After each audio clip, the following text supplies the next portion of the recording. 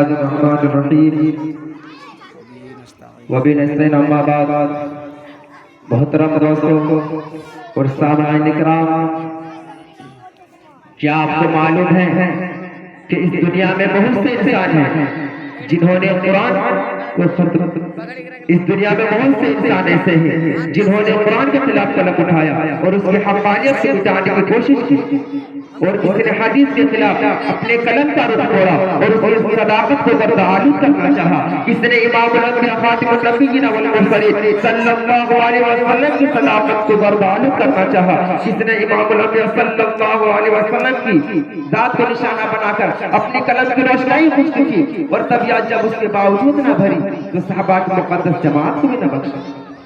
لہٰذا آج ارادہ یہ ہے کہ اس جماعت کی کارکردگی اور فوز و فلاح تقرب اللہ کے بارے میں کچھ عرض کروں، جو اسلام ہم تک پہنچانے میں واسطہ بنے۔ ہم بڑے وسوخ کے ساتھ یہ بات کہتے ہیں اور علماء اہل حق تا قیامت کہتے رہیں گے، اگر صحابہ کرام کی قربانیاں نہ ہوتی تو اسلام ہم تک نہ پہنچتا، حدیث کی حقانیت ہم تک نہ پہنچتی، نبی کے اخلاق و آداب تورات ہم تک نہ پہنچتا۔ لہٰذا اگر کوئی صحابہ کو فراموش کرتا ہے تو وہ نبی صلی اللہ علیہ وسلم کو فراموش کرتا ہے۔ اگر کوئی صحابہ میں رشتے پیدا کرتا ہے تو بالواسطہ نبی صلی اللہ علیہ وسلم کی ذات میں کمی پیدا کرنے کے مترادف، کیونکہ صحابہ کی جماعت ایک ایسی پاک باز اور مقدس جماعت ہے جس کی دلیل پوری تاریخ دنیا میں نہیں ملتی، کیونکہ انہوں نے بڑا ہی نبی صلی اللہ علیہ وسلم سے تربیت حاصل کی تھی، اس میں کوئی قصر باقی نہیں رکھی تھی۔ اس لیے ہم کہہ سکتے ہیں کہ صحابہ صحابہ کی ذات سے تقویٰ ولی نازل میں فنا باللہ بنام رسول سے اخلاق و کردار کا سلطنت سے مجاہد و غازی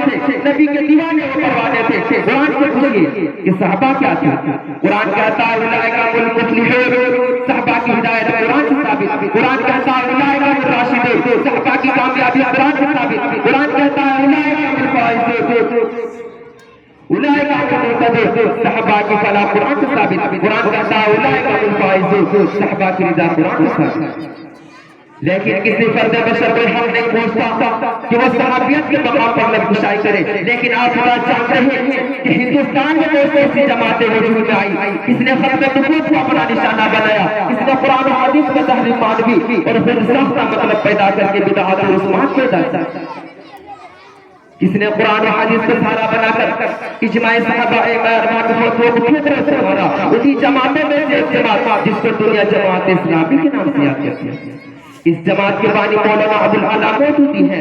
مولانا ابوالعلا مودودی نے کیا کہا، کیا لکھا؟ قلم اٹھایا کہ قرآن کا تفسیر تفہیم القرآن لکھی۔ تفہیم القرآن کیا ہے؟ تفہیم القرآن تفسیر بالراہ ہے کہ صحابہ کی تفاسیر سے الگ، جمہور مفسرین کی تفسیر سے الگ، مدرج جمیل کی ترجمہ سے الگ۔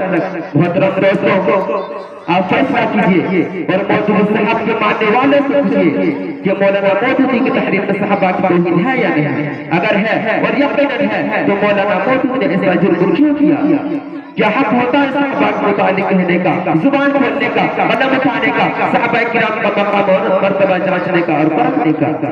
کیا 1400 سال کے بعد مولانا مودودی ہی پیدا ہوئے جو جانچ کرے اس کے مقام اور مرتبہ کو اپنے عمل کے بس وما آخر الدعوانا الحمدللہ۔